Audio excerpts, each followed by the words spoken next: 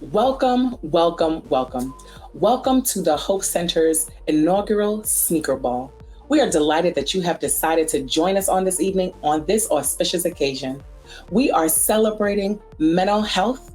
We are delighted that you have come to join us for tonight's special event where art and fashion come together for mental health charity. As many of you know, the HOPE Center has been in existence for nearly 6 years now, and we've been serving the community, providing free services to Harlem and beyond.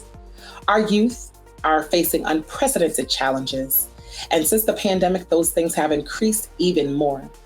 They're facing things like depression, anxiety, suicide, family issues, isolation, just to name a few.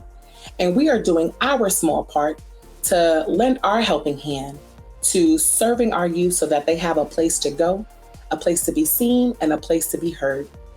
You may have heard about two of our programs that we've been doing this year. That is Thrive and also Snapshot. We have done our best to answer the call to support our youth and are doing our best to raise awareness around the challenges that they are facing on a daily basis. We hope that these messages will inspire you to not just hear what they are saying, but also join the cause in raising awareness and dollars for this amazing and incredible initiative. Youth mental health is a critical issue for us to focus on because we are facing a crisis among Black youth. Many of our young people today face some of the same challenges we did many years ago, with a difference. I think when I was a young child growing up, issues around bullying were big. They were prevalent then as they are now. The one big difference I think that our young people have to deal with, that I know I didn't deal with a generation ago, was the presence of social media. That's one of the largest challenges I see with youth, that they deal with the pervasiveness of just social media and how that plays on who they are, how they feel about themselves, how they see themselves, and sometimes the false identities that are created that make people believe they have to show up in something other than their actual skin and who they are and who they're called to be. Although social media and the technological advancement connected to social media has many benefits, but at the same time, it has created, I think, a mental health crisis for many of our young people when they simply find themselves constantly strolling through Instagram, strolling through TikTok, or even looking on Twitter. We're often bombarded with images and language that we're not enough. You need to have this, wear that, dress like this, look like this, have these many followers. You have to have these amount of videos go viral. I mean, the kind of social pressure that's placed on young people because of social media is dangerous. For the first time in our country's history, Black boys have higher rates of suicide than white boys. And it was just a few years ago when Pastor Mike was one of the committee members for a groundbreaking report that came out of the Congressional Black Caucus called Sound the Alarm, Addressing the Crisis of Black Youth Suicide. And I hear people saying, how do we speak to the needs of young people? How do we address the needs of young people? You cannot speak to the mental health issues of young people now and bypass social media, and bypass the impact of social media, and bypass the crises that are created because of social media. And I think any attempt to effectively deal with mental health issues with our young people means you have to look at what they're looking at every day, and they're on their phones, they're on their tablets, they're on their computers, constantly looking at other images telling them they need to be more, do more, have more. And when they are constantly bombarded with those negative messages connected to feelings of inadequacy or low self-esteem, then you have a major crisis that can take place with our young people. Youth mental health matters for several reasons. First, most mental health conditions, whether it's depression, anxiety, even substance use disorders, actually develop in adolescence. So the teenage years are really critical for preventing the development of long-term mental health conditions and equipping youth with the skills, with the knowledge, and with the support and access to the resources that they need to cope with the stressors of life.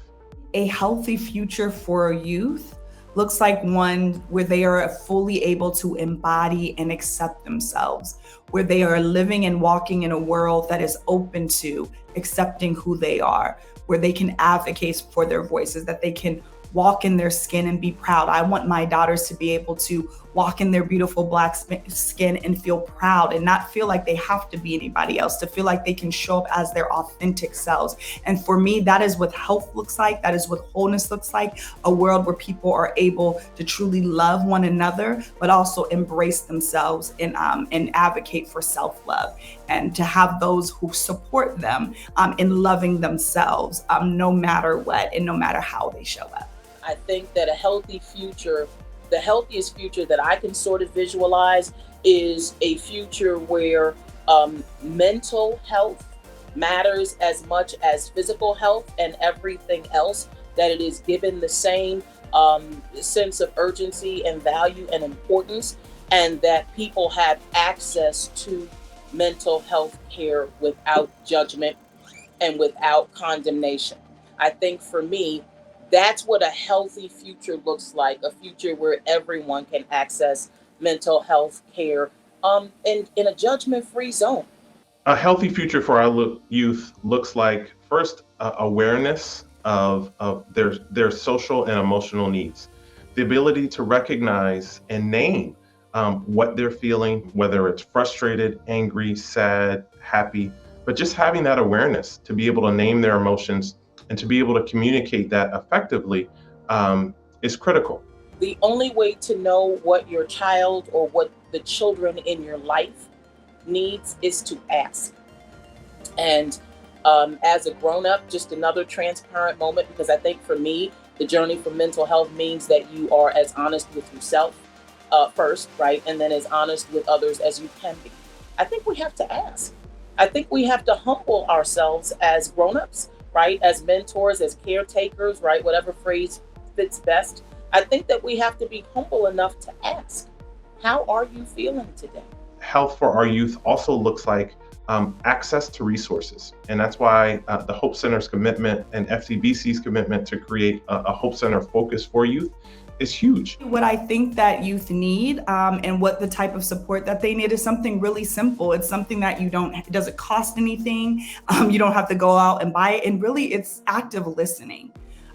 It is the ability to listen and hear.